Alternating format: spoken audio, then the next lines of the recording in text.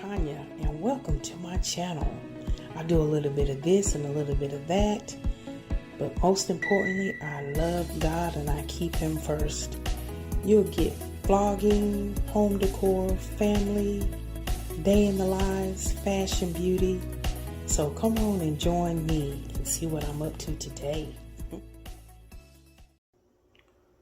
Y'all, happy Friday. It's been a busy Friday. I mean, it's 2 o'clock and I have worked right on through lunch. I'm not really that hungry. I had my cup of coffee this morning, but y'all, it's a what's some things called? I'm doing see I need some nutrition. I'm gonna do a smoothie, a blueberry smoothie. That's what I'm trying to say. Okay.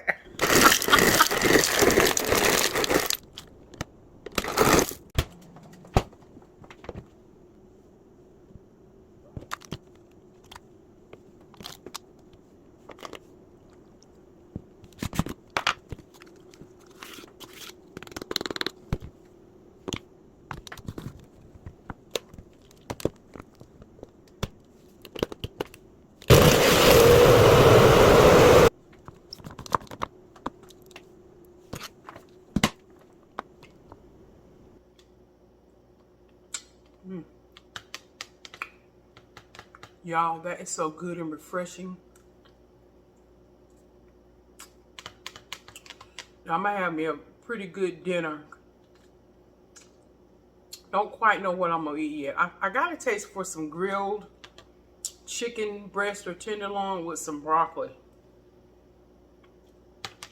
So I may get that or cook that. But I got some kale in the refrigerator. I need to rinse that off and then baptize it a little bit in some olive oil and do a little salt and pepper and onion powder for me some kale chips. I don't know if I'm gonna do that today or tomorrow, but either way, it's on the menu. They came and cut the grass today, honey. It's like a jungle sometimes. It makes me wonder how I kept from going under. I mean, the grass had growed up, y'all. Anyway, bad word. Y'all, let me show y'all something. Look how much these bushes in here have grown.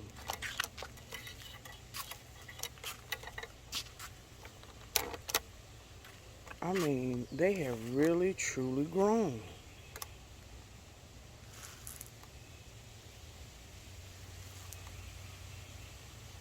Love it. Grass is nice, freshly cut. My plants out there are growing. I got some more bushes coming because I told them I want some more to fill it in, and then I'm going to get the grass fertilized. So all this kind of stuff have to be done in stages, y'all. Stages. Okay, y'all. Give y'all a different view today. Y'all, we need some rain. You hear me? I mean, for real, for real. It ain't rained in probably 2 weeks. And then when it did rain, it was like a drizzle. But yeah, in 2 weeks, they're going to come out and fertilize. I'm going to have a spray treatment done.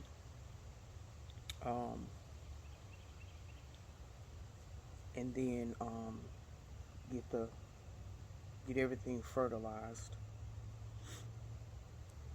So that's going to cost a little penny. But again, I'm trying to get my landscaping and my grass and all that to look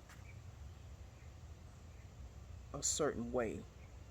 And you gotta do it in stages so it'll look proper. It ain't about just throwing grass seed out there. Anyway, they're the professionals.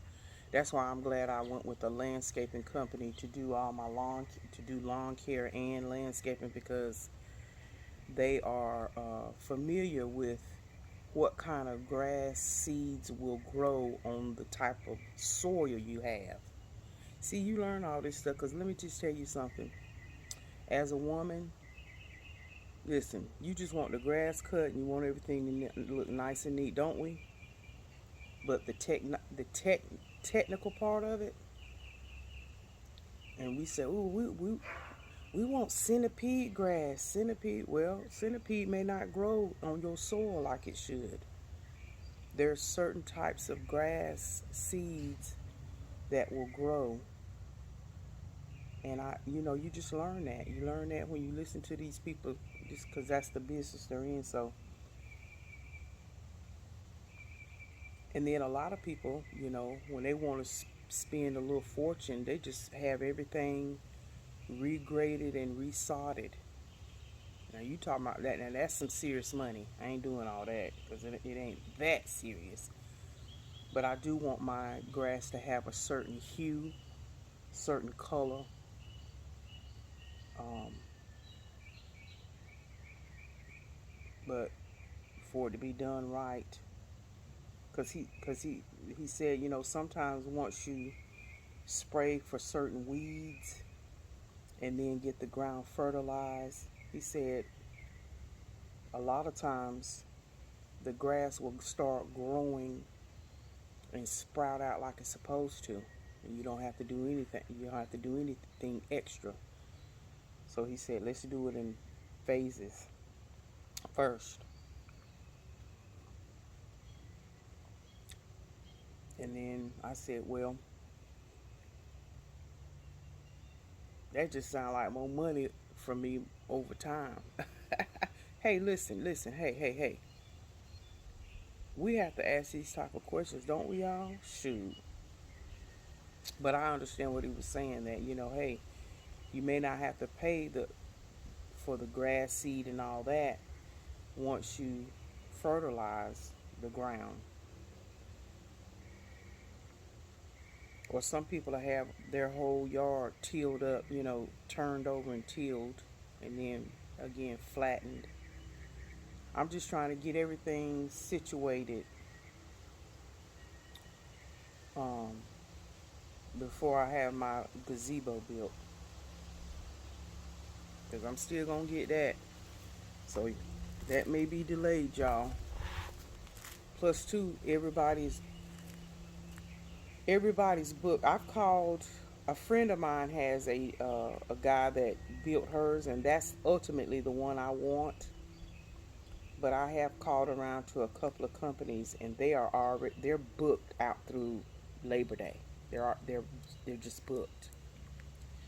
And plus, because of the housing market, the boom of the housing market, these builders, when they have time to do little side jobs like a gazebo or something like that, that's the last thing they have on the totem pole, because they're taking these contract building job. Because, oh, and let me explain.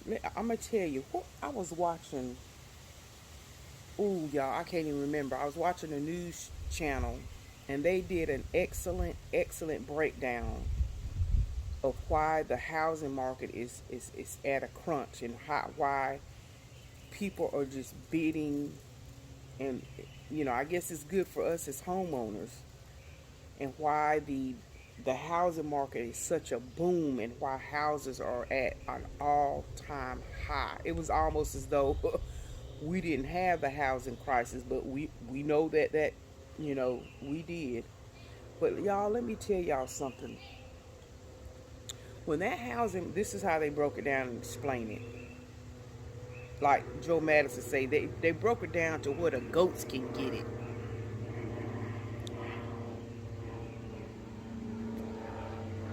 I'm gonna let this airplane go by.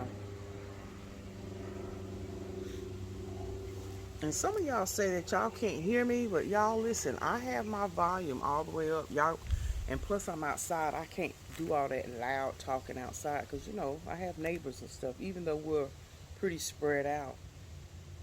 When you're in the country and it's quiet like this, your voice carries.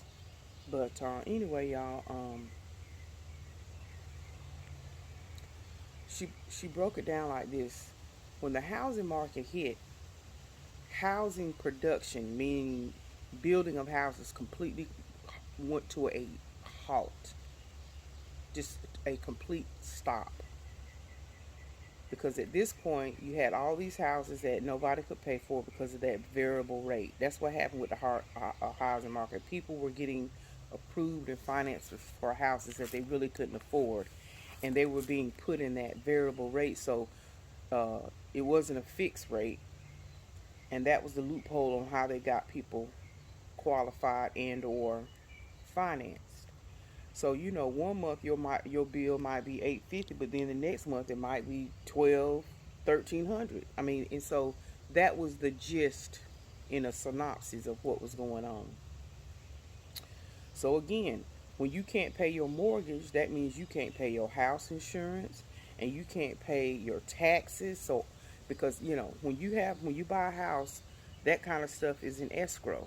And a mortgage company, when you make your monthly payments, they set aside the amount that you have to pay for your homeowner's insurance and for your taxes. So you might get bills, but it's not a bill that you have to pay. Your mortgage company takes care of all that because you've paid that through, i.e., your mortgage, and a portion of that goes to escrow to take care of those things. So, a major things happen and cause that housing market. People couldn't pay the bank for their homes, the property. People couldn't pay the insurance companies, and people couldn't pay their taxes. So what happened? It was a big crisis, and folks was moving out of their houses, being put out of their house. So you had y'all remember the housing crisis? All them houses were just sitting.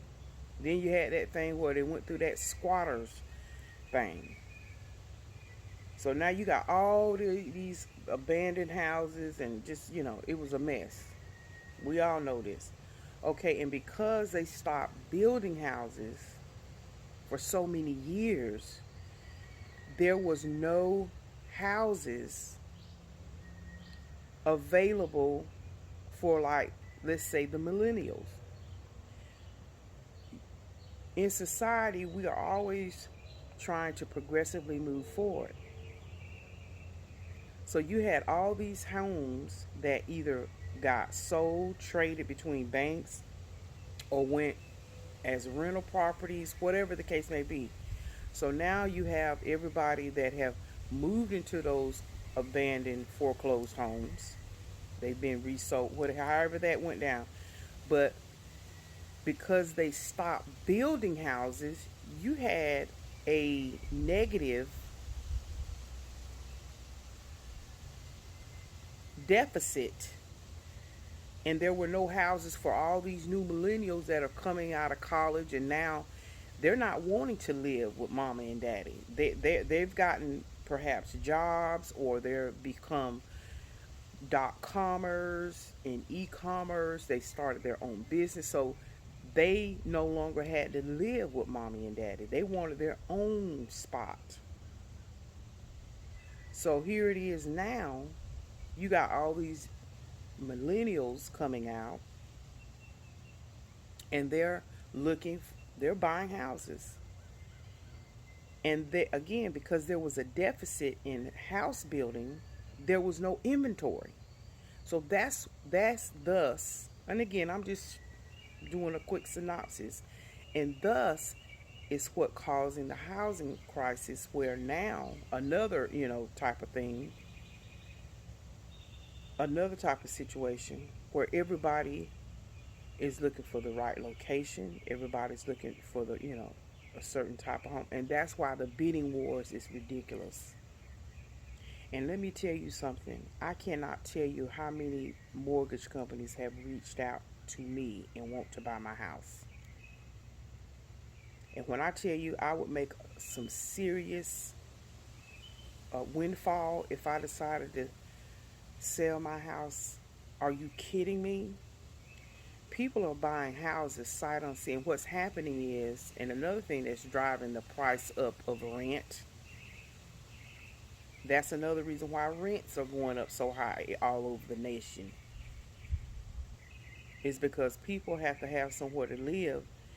They're not able to buy because there's no inventory there, and you got all these bidding wars.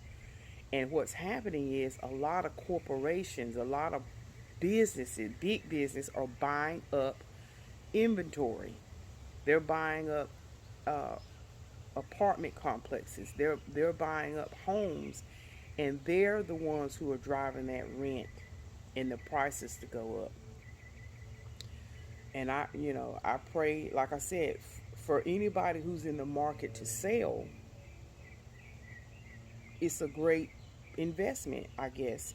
But you have to keep in mind, a good friend of mine, she called and we talked, and she was asking me, was I gonna sell my home, because she was actually thinking about selling hers, because she would get such a big windfall if she sold it. I said, well, listen, if you're not attached to your home, this is how I tell people when I'm talking to them and they ask me for this business advice or just logically thinking. Listen, if you're not attached to your home like that, and you know you're okay with selling your home and moving, whether you decide that hey, a house was too much for me, I want to downsize, I ain't studying no yard, I ain't studying this and that, and every time something get tore up, I got whatever. If you're not attached to your home like that, sure, sell it, and do what you bank the surplus, and then maybe later on you decide that you're going to get another home or whatever, then go for it. And I said, but see, like for me, I've been offered to for my house to be bought. I said, but I'm planted. I'm 51 years old. I ain't trying to do all that removing it again unless and until my husband, you know, me and my husband find each other, and my husband may want to move in here and we fix up the upstairs or whatever the case may be, or he decides he wants to put me in another house. Guess what? Then I'll sell. But again, for you, for her, and this is for anybody, if you decide to sell your home and then later on, let's say a year or 2 year, you be like, I shouldn't have moved back into no apartment, or whatever the case may be, because you got to live somewhere. Just think about it though, because of the way the housing market is, you're not going to be able to buy your house same size you in now, or even smaller, for the price you paid for it when you first bought it. I said, so you have to think about that too. Like this house, let me tell you, it was turnkey ready. For those of you who follow me, y'all remember how when I did my first tour.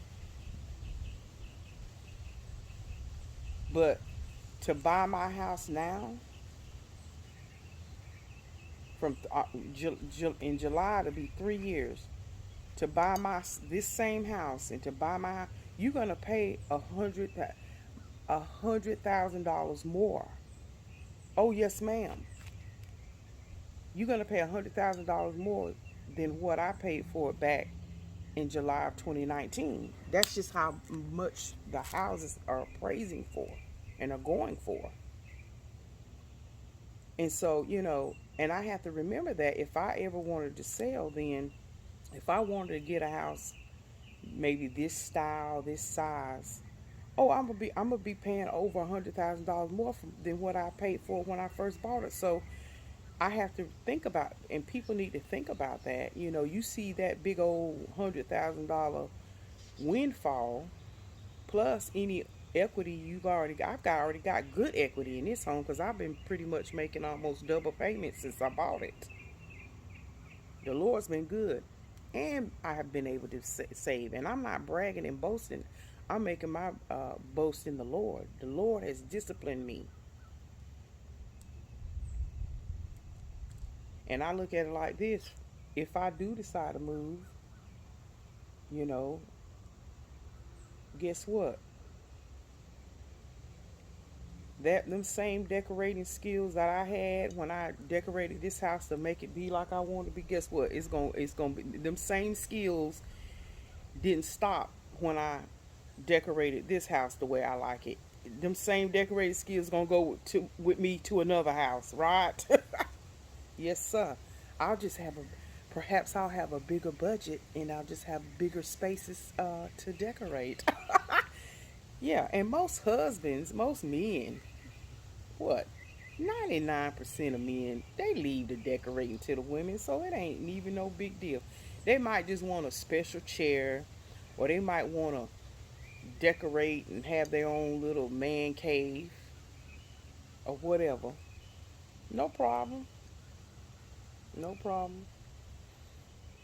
But most of the time, ladies decorate the house. Isn't that the truth, ladies? Shoot, that ain't no problem. That's why I said, honey, I'm not so too attached to this house that if my husband said, baby, I want to put you on 3 acres and I want you to have a ranch style and I want my, guess what? I'm going to be like, okay, let me get with the realtor and see what we need to do until we, yeah, I ain't, please. Because guess what? Just like I decorated this house, I'm going to be able to decorate that house too. Oh, honey, don't get it twisted, y'all. Ladies, we ain't so stuck that we stuck on stupid. But I have enjoyed the journey and I have enjoyed decorating. I love this house and I tell the Lord thank you. But like I said, I also know and use wisdom. If my husband comes and he wants to move somewhere else and it makes sense for both of us that we touch and agree on it, everything that God has put in us, whether it's a skill set to decorate, baby, that stuff stays with you. Those are gifts God gives us without any sorrow and without any regret. All that just comes with it. And whatever I make on the sale of this house, I can pocket probably half of it. And then if I have to put any extra money and for decor or anything to get the house like we want it, hey, it'll be there. So it's a win-win. Listen, there's a prepared place for prepared people. One thing about me, no matter where I go, where I live, I'm always going to be a good steward. Now that I know better, I'm always going to try to be a good steward over what the Lord has given me, and I'm always going to look for a bargain. Oh, make no mistake or qualms about it. But for right now, the season I'm in, let's listen. I'm enjoying the journey.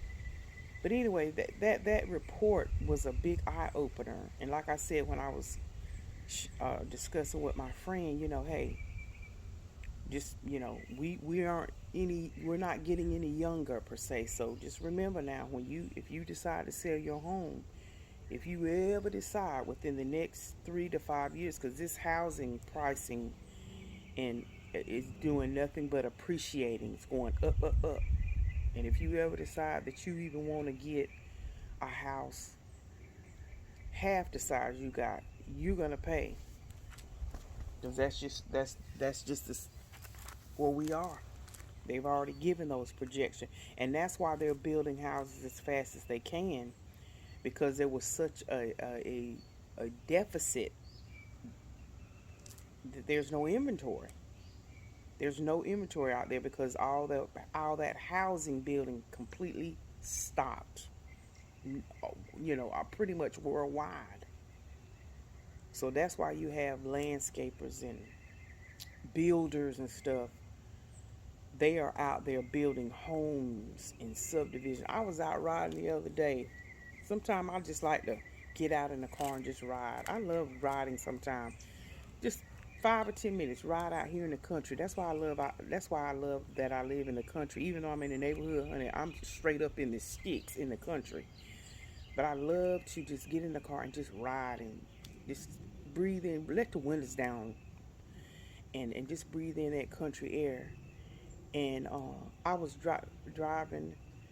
Matter of fact, again, for those who have followed me years ago when Rex and I were together, and we were driving out this way looking at houses and stuff like that, and I drove past some areas that were just being subdivisions were just being built. Because I was actually looking at a subdivision. I think they had built 2 houses in that subdivision. Shoot, man, they got about 40 houses built now, and they have expanded that subdivision. But at the time, uh, they were still at the stage where if you were interested in buying, you could still pick out some of the floor plan, you could pick out the flooring, and they were still in that early stages. But when I was out, right, man, they have opened up so many different subdivisions and building and build. So that's what's going on now, y'all. That's why even lumber costs had gone through the roof because, again, the housing building boom is on the rise now. So anyway, see how all things work together? There was no inventory because corporations were buying up all the inventory.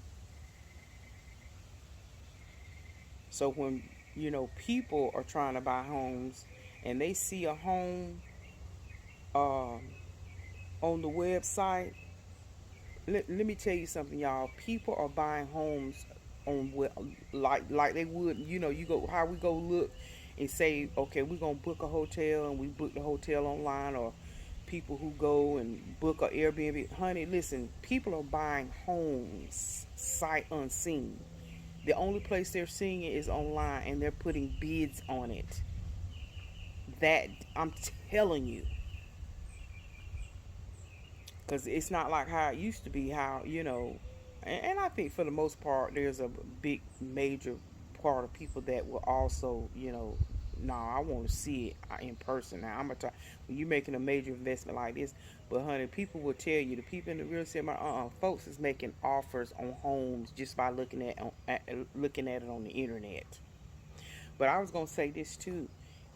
When you're, and I may have said this before, y'all, when you're looking to buy, look at the stats, or have your realtor look and see how much the taxes are gonna run. Look and see how much that light bill is gonna run you, repairs and all that stuff. So you have an idea. Oh yes, oh, this is a beautiful 5,000 square foot house. Okay, but how much is it gonna cost to heat and cool that thing? Especially if you got a family. See, that's another thing people have to look at. Because, oh, sure, I looked at a whole bunch of 4,000, 5,000 square feet houses. But, baby, and it's just me. Mm-mm. Honey, you have to heat and cool them things. So, honestly, this house is perfect. It's plenty big for me.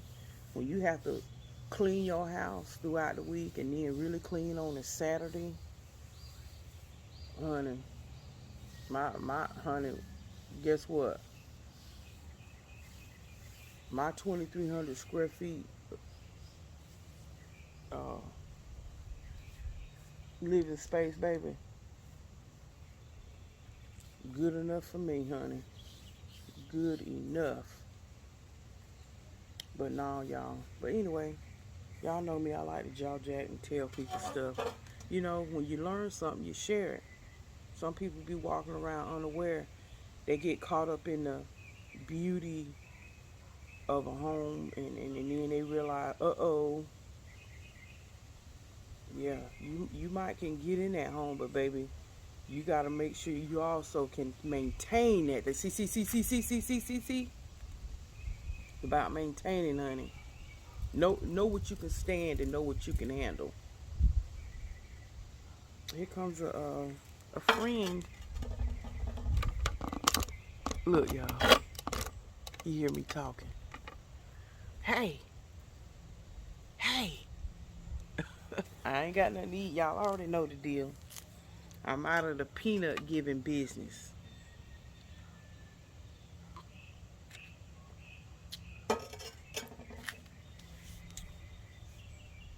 You want to inspect to see what I'm doing, huh? Go ahead on and inspect.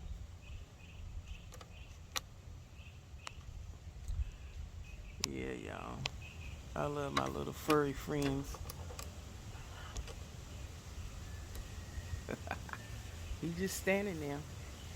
And see, he like to walk on this drain, so I'm kind of like in his little walkway. He'll have to go around. He going on out there in the yard. It's a beautiful day. The sun is coming out now. But yeah, y'all. Anyway, y'all, let me go on back in here. Finish out the day. I don't know what I'm going to do this weekend. I feel like I want to get out in the streets. But I may just chill out around home. Since I was gone all last week on vacation and stuff. Chill out. He done found something to eat. Chewing on something over there. Must have found him a good old juicy bug to eat. Well, y'all, he just a chewing.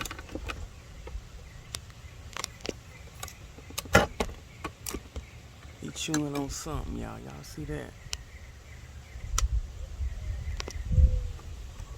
Done found him a little morsel. See what I'm saying? The Lord provides, honey.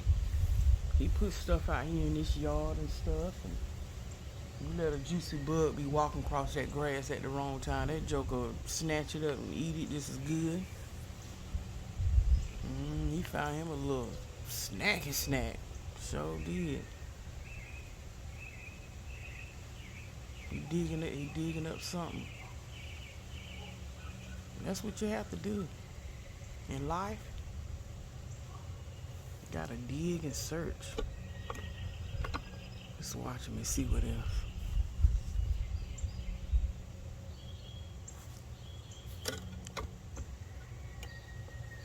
We're gonna watch him today for a few minutes and then I'm gonna shut it down. And see, that's what I do. I love coming out here. Watch nature, y'all. He done found something else.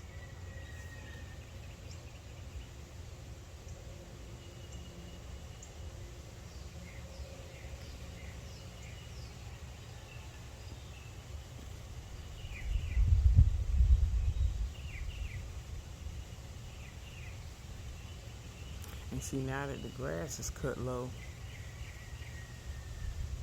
it's easier for them to dig through stuff.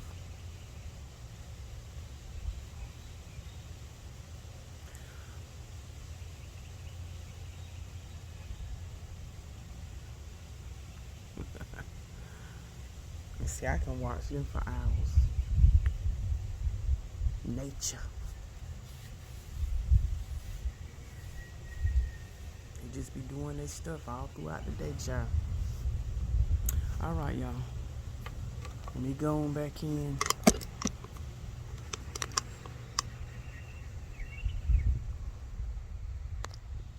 Going back in. But anyway, y'all have an awesome weekend. Y'all probably won't see me again probably till Monday because I'm just going to be a little chill rest weekend for me. Yep. I ain't going to do too much. I might go out to the bookstore. I like to just walk around in the bookstore too. And they got a new business downtown. I might go down there and walk around and see what my downtown area, you know, just little piddle stuff, just to get out, get a little, walk around, get a little exercise. I've been hitting my my walk pad all week because it was a short work week. So anyway, I'm gonna do that. And that's it, and that's all. Anyway, y'all, love you. God bless, and may the peace of the Lord be with you. And again, have an awesome weekend. And I'll probably see you on Monday Or if y'all join me over there on the flavor train on Sunday, y'all see the family there. All right, y'all. See ya when I see ya.